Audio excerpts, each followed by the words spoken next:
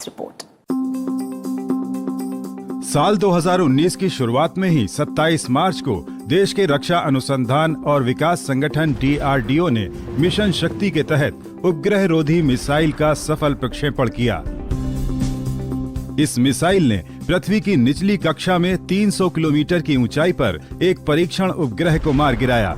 इस सफलता के साथ भारत उपग्रह रोधी मिसाइल क्षमताओं वाला चौथा राष्ट्र बन गया। 10 अप्रैल को नासा ने पहली बार ब्लैक होल की तस्वीरें जारी की। इस ब्लैक होल की तस्वीरों को विज्ञान जगत की बहुत बड़ी उपलब्धि माना गया। ये ब्लैक होल पृथ्वी से 5.5 करोड़ प्रकाश वर्ष दूर स्थित था।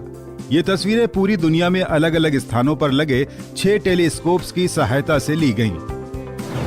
22 जुलाई को भारतीय अंतरिक्ष अनुसंधान संगठन इसरो ने चंद्रयान 2 का सफल प्रक्षेपण किया। इस मिशन में एक ऑर्बिटर, लैंडर विक्रम और रोवर प्रज्ञान शामिल थे। चंद्रमा तक अपने 47 दिनों के सफर में ऑर्बिटर ने चंद्रमा की कई अद्भुत तस्वीरें भेजी। ये एक कठिन अभियान था।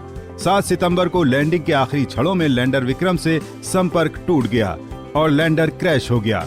लेकिन लगभग 90% सफल रहे इस मिशन में ऑर्बिटर सही तरह से काम कर रहा है और लगातार चंद्रमा की महत्वपूर्ण जानकारियां भेज रहा है।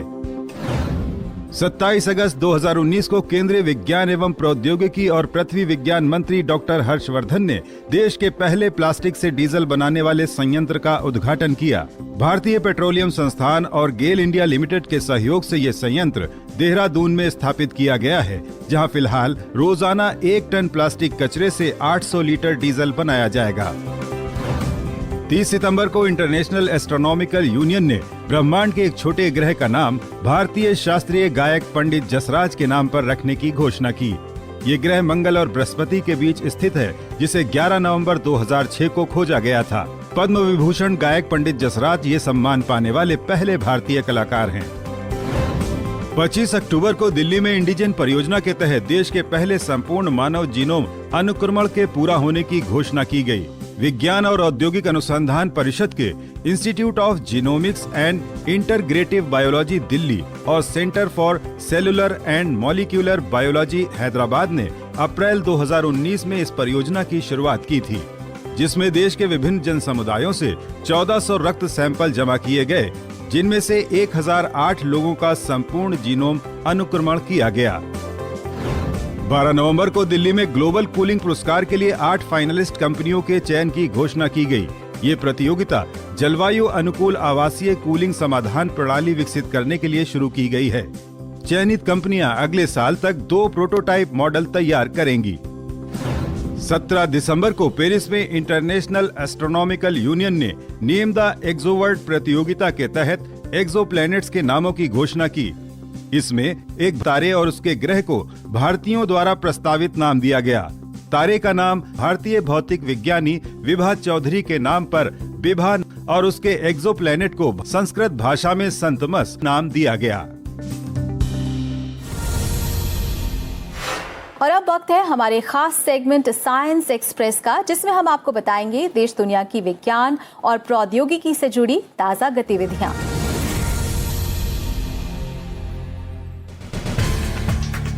भारत सरकार के रक्षा अनुसंधान एवं विकास संगठन DRDO ने सोमवार को सतह से हवा में मार करने वाली त्वरित प्रक्रिया मिसाइल प्रणाली QRSAM का सफल परीक्षण किया। 23 दिसंबर को सुबह 11:45 पर ओडिशा के चांदीपुर रेंज में यह परीक्षण किया गया। इस मिसाइल सिस्टम की बड़ी खासियत यह है कि इसे एक स्थान से दूसरे स्थान तक गति कराते हुए फायर किया जा सकता है। इस ताजा परीक्षण से उम्मीद की जा रही है कि इस मिसाइल सिस्टम को साल 2021 तक सेना में शामिल कर लिया जाएगा।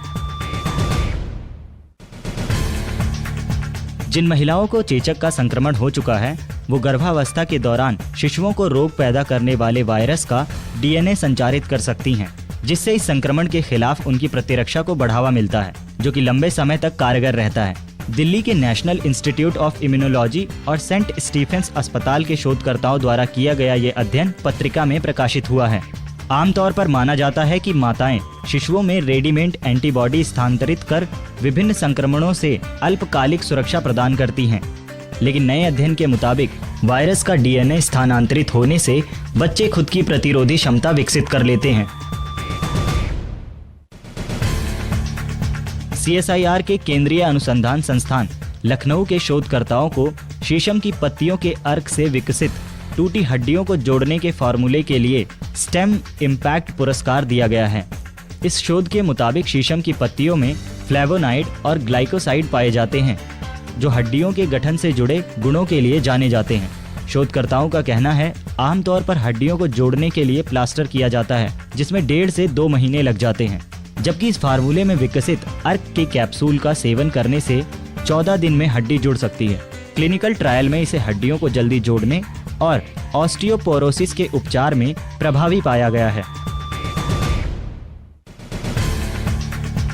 भारतीय वैज्ञानिकों ने एक ऐसी स्याही विकसित की है जो पासपोर्ट जैसे दस्तावेजों की नकल, नकली दवाओं की पैकिंग और नोटों की जालसाजी को रोकने में मददगार हो सकती है। एक निश्चित आवृत्ति के प्रकाश के संपर्क में आने पर इस स्याही में 2 रंग उभरने लगते हैं। ये सुरक्षा स्याही वैज्ञानिक तथा औद्योगिक अनुसंधान परिषद की राष्ट्रीय भौतिक प्रयोगशाला और academy of scientific and innovative research के वैज्ञानिकों द्वारा विकसित की गई है। इस पर एक शोध पत्र journal of materials chemistry C में प्रकाशित किया गया है।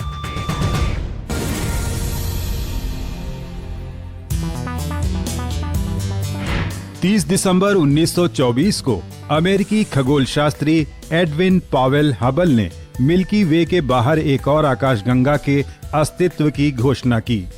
उस समय तक वैज्ञानिक निश्चित नहीं थे कि दूरबीन द्वारा देखे गए नेबुला नामक प्रकाश के कुछ धुंधले बादल असल में बादल के छोटे समूह हैं या मिल्की वे के अंदर आकाशगंगाएं। हबल ने माउंट विल्सन वेधशाला से अवलोकन करते हुए एंड्रोमेडा नेबुला की दूरी को मापा और बताया कि ये निकटतम तारों से 1 लाख समय दूर है, जो ये साबित करता था कि ये हमारी आकाशगंगा जितनी ही बड़ी एक अलग आकाशगंगा थी। हबल की इस खोज के बाद से हजारों और आकाशगंगाएं तलाश की जा चुकी हैं। 1 जनवरी 1894 को भारतीय गणितज्ञ और सैद्धांतिक भौतिक विज्ञानी सर सत्येंद्र नाथ बोस का जन्म कोलकाता में हुआ था। बोस ने planks law and light quantum की परिकल्पना लिखी। उनका ये शोध पत्र एक ब्रिटिश पत्रिका को भेजा गया, लेकिन कोई प्रतिक्रिया नहीं मिली। फिर उन्होंने जर्मन भौतिक विज्ञानी अल्बर्ट आइंस्टाइन को एक प्रतिलिपि भेजी। आइंस्टाइन काफी प्रभावित हुए और उन्होंने इसका अनुवाद जर्मन में किया, जिसे अगस्त 1924 में ज़ायक्रिफ्ट फॉर फिजिक्स नामक पत्रिका में प्रकाशित किया गया। बोस ने आइंस्टाइन के साथ मिलकर गैस जैसे विद्युत चुंबकीय विकिरण के बारे में एक सिद्धांत विकसित किया, जिसे बोस आइंस्टाइन आंकड़ों के रूप में जाना जाने लगा और इसने बोसॉन कणों की अवधारणा को जन्म दिया। इन दोनों महान वैज्ञानिकों ने एक साथ कई सिद्धांत प्रतिपादित किए, जिनमें से एक बोस आइंस्टाइन कंडेंसेट सिद्धांत भी है। बोस ने क्वांटम फिजिक्स को एक नई दिशा दी थी और उन्होंने मैरी क्यूरी, पाउली, हेजेनबर्ग और प्लैंक जैसे वैज्ञानिकों के साथ कार्य किया। वो रॉयल सोसाइटी के फेलो भी रहे और भारत सरकार ने उन्हें पद्म विभूषण से सम्मानित किया। 1 जनवरी 1966 को राष्ट्रीय समुद्र विज्ञान संस्थान के रूप में वैज्ञानिक तथा औद्योगिक अनुसंधान परिषद की एक घटक राष्ट्रीय प्रयोगशाला की स्थापना की गई। गोवा के डोना पाउला में स्थित NIO हिंद महासागर